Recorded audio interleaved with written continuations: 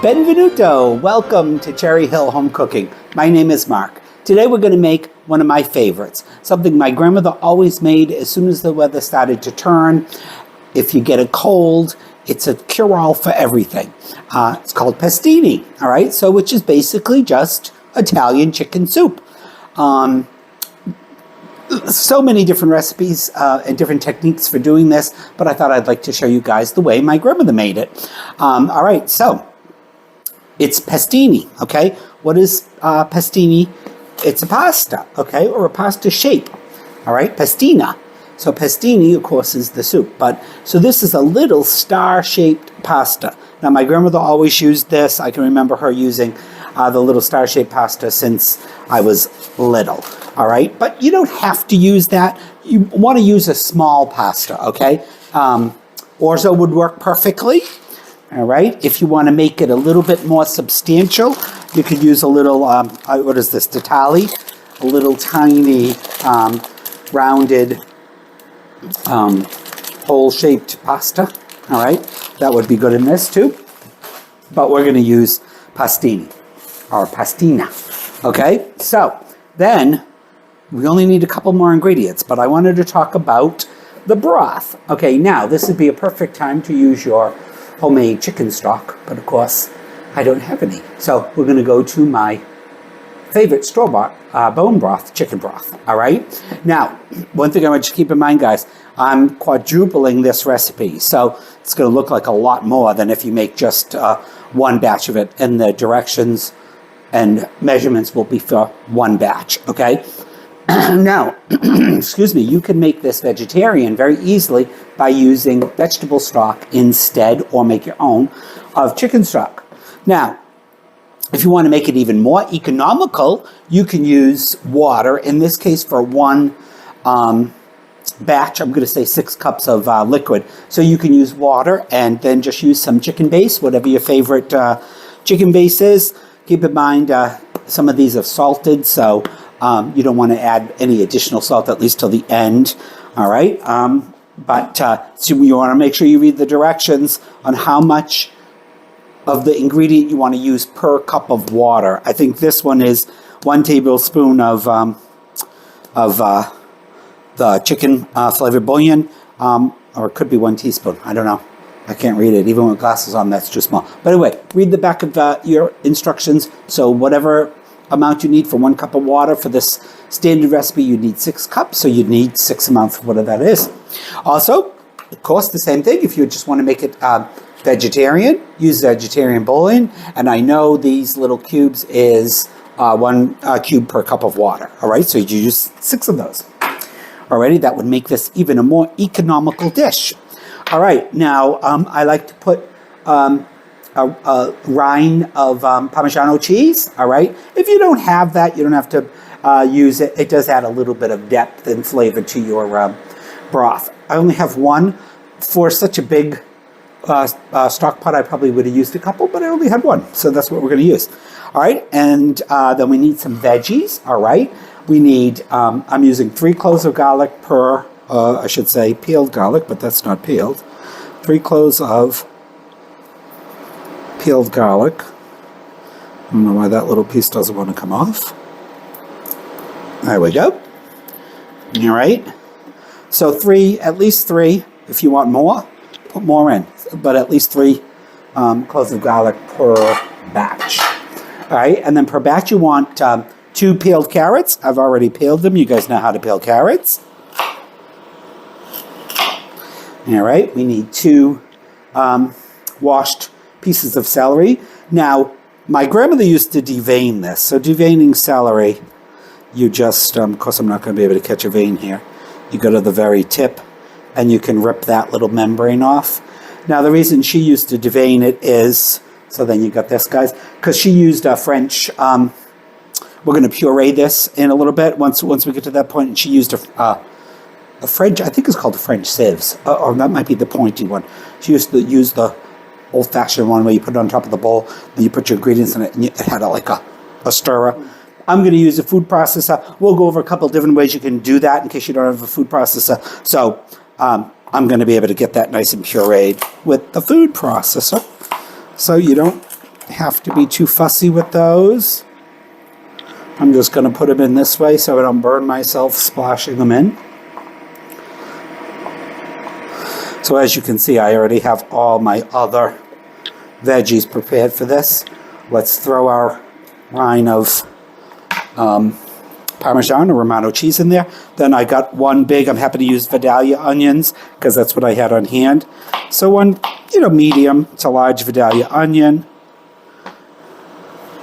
And I'm just going to roughly chop that.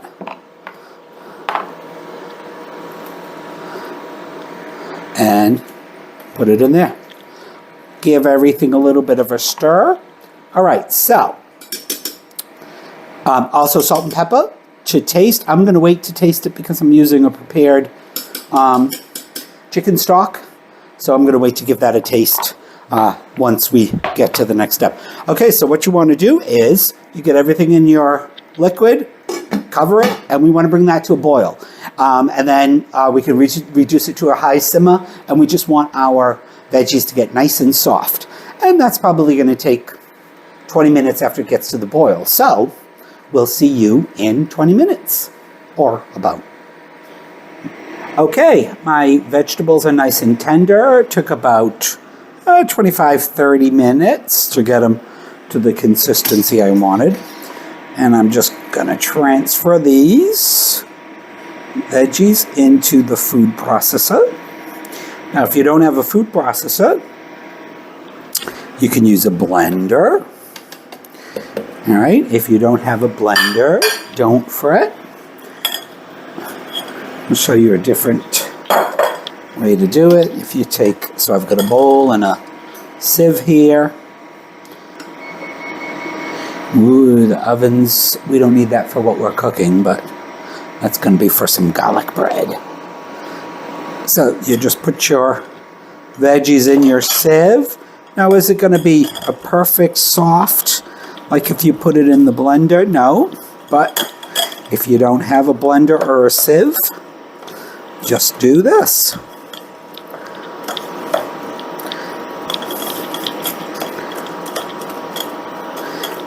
You could even chop it up, but anyway, it will give you a crushed consistency. The harder you push, the more you're going to get through the sieve.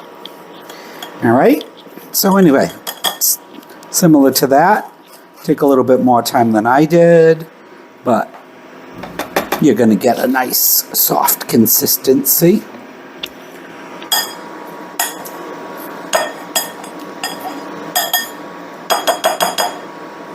All right, good way to do it if you don't have one of these machines. Put that all back in there. All right, so we're going to leave our water boiling while we do this because this is only going to take us a few more seconds. And you want roughly between, I'm going to say a cup and a cup and a half of, at least if you're using the pastina. But it will also depend upon what type of pasta you use and how thick you want your broth to be, because of course as you you cook the pasta, it's going to thicken it up a little bit. I like mine. I don't like, some people like it really, really thick and almost like a porridge. I've seen other recipes where they actually call it a porridge. I like it. I want there to be broth in it because, like I said, this is one of my favorite things for if you've got a head cold or a little sore throat, or you're just spending an afternoon in the house binging on TV.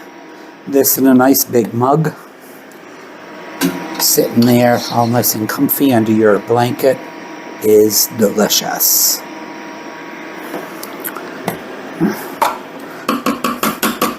I think that's it all. Got one little scraggly in there. Oop, and what did I do with my brine? There it is. You don't want to put your brine in. Your brine is, or yeah, your brine, your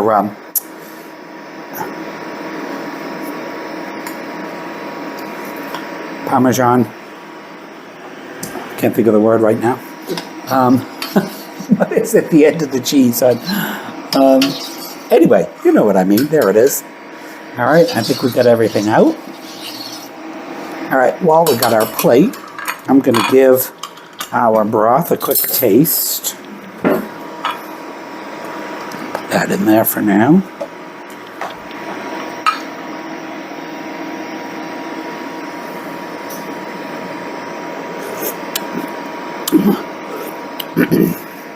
Ooh, it's yummy. All right, I'm going to put a little bit of, now I'm going to use white pepper. You can use just, use fresh ground black pepper. White pepper will just, it doesn't really show up in the broth, so. And I think it could use just a tad more salt, so I'm going to put in 2 teaspoons. All right. Let's give that a little stir. Keep in mind, if you do use white pepper tends to be, or can be a little hotter sometimes than black pepper. Have that more spicy taste to it. All right, so let's get our veggies all blended. And we do want to puree these.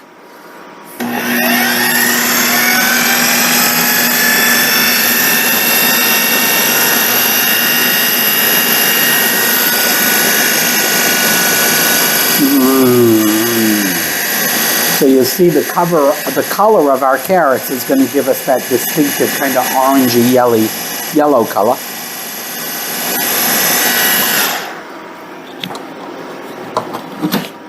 I'm going to let it go. Ooh, it smells so nice and garlicky. I'm going to let it go for a few more seconds.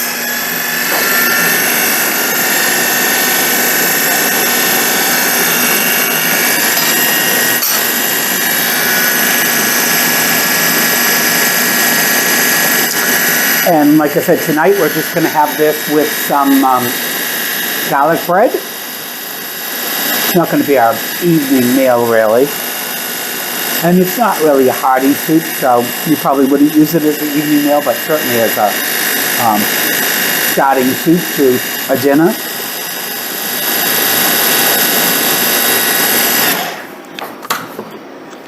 Beautiful. All right, guys, so we're gonna, and it smells delicious. I'm gonna pour some in first before I take my blade out. Just cause.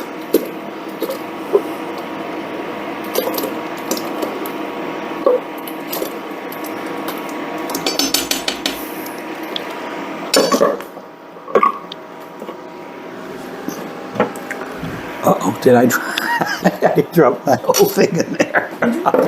Didn't I? Yep. Uh-oh. That's hot.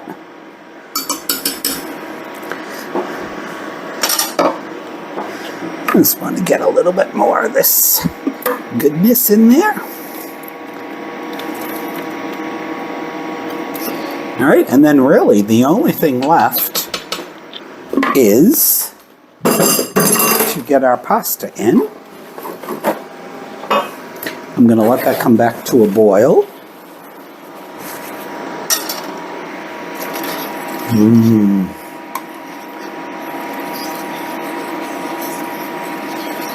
You can see that's just all dissolved into your soup. Give it one little quick taste.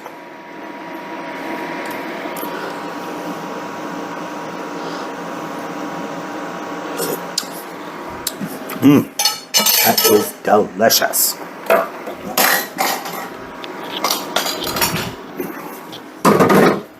All right, so I said about a cup, maybe a little bit more, depending upon how thick you want your stock to be. Now, at this point, you could freeze this. I'm going to freeze it. I do the pasta and I freeze it all together, but if you wanted to let this come to room temperature and freeze it, and then all you got to do, freeze it in whatever size containers you want, then all you got to do is, heat make your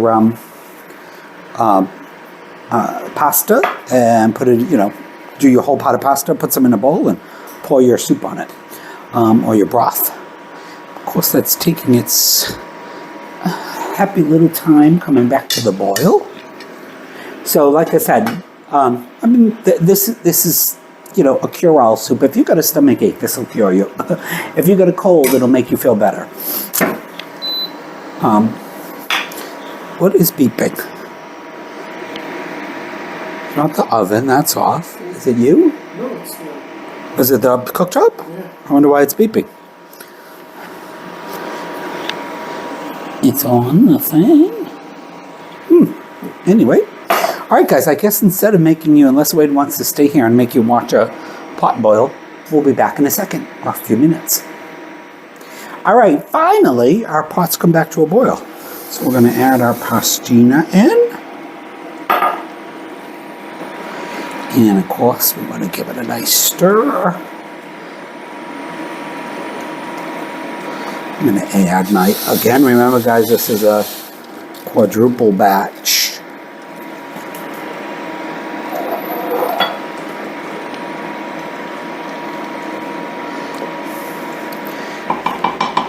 All right, and of course you want to cook it to the package instructions, and you want it al dente. So al dente will be in about 6 to 7 minutes. Okay, set another timer for 6 minutes. Second timer for 6 minutes. And we're starting now. All right, we'll see you in 6 minutes. All right, guys, our soup is done. Our pasta is just about al dente. Of course, it's going to cook a little bit more as you, leave it in the pot. And then usually when we reheat this, it'll be in the microwave. I'll freeze it, put it in individual containers, freeze it, and then only a few seconds in the microwave. All right, so how we would serve it. Now, there's all kinds of different ways to serve it, of course. But as your soup. Oh, that looks good. Now you could do a nice little swirl, a little bit of olive oil, good olive oil, but I don't have any. I meant to pick it up at the supermarket and I didn't get it. All right, so then this is some freshly grated Parmesan cheese. And then of course leave some for people to add more. And there you go. A delicious, feel-good, comfort food, Italian comfort food soup. All right, we'll see you in a little bit, and we're going to eat. Okay, here we are. We're back again with the best part of making a video, eating. I need a little bit more cheese in mine. We got a little bit of garlic, Texas toast. And nice now Wade's got a little spoon, not because I don't have enough soup spoons, but because he likes a small spoon with his soup. Yeah. What did you say? Looks good. Oh, I'm sorry. I was talking. Wow, that is good. It's heartier than I thought it was going to be, too. Here it is. I mean, it's certainly not something that's going to fill you up, but you eat enough of it. Oh, it's delicious. It's like it is. It just brings me back to sit with my grandmother at her big kitchen table, eating soup with her. It's so tasty. It is. Now, for those of you that have been paying attention, you might notice what I'm watching on the monitor here in the kitchen has changed. Well, now I actually have gone back to the very beginning. I finished up the last of the 5 years last year, so I'm starting from the beginning again. And this is Dark Shadows. Now, some of you might not realize, especially if you're my age and you weren't young enough from when this started, because I discovered Dark Shadows years ago from, I think it was Boston 38, PSBK or whatever it was. Yeah. And I never knew. Wade actually discovered it for me. That there was actually so on the reruns on Boston 38, they always only ran from the second year through the fifth, and so many people don't know that there were actually 2 years prior to Barnabas Collins showing up in the series. Hey, if you guys knew that, give us a shout out. If you've never watched Dark Shadows, watch it. I love it. It's my favorite show, one of my favorite shows of all time. But anyway, and the first 2 years I think is in black and white. I can still remember the first time I saw it in black and white, and then it changes to color. So exciting. But anyway, all right. I remember my parents watching it. Your parents? When I was That's right. when I was growing up. Yeah. Yeah, like I said, it was a half-hour soap opera. I think it's technically a soap opera. I think it was on Channel 5 when it originally started, only from my research. But it started long before I would have watched it. But anyway. Yeah, I just remember one scary scene that What? I don't remember what episode it was, but it ended with lightning and thunder. So. I mean, and I'm a chicken. I don't usually like scary stuff, but even as a kid, I did kind of like that. But yeah, it's interesting that Barnabas Collins doesn't show up until the second year, and how he shows up and why. But anyway, let us know. That's all I got to say. I'm going to dip my Texas toast in. This is a really soup, right?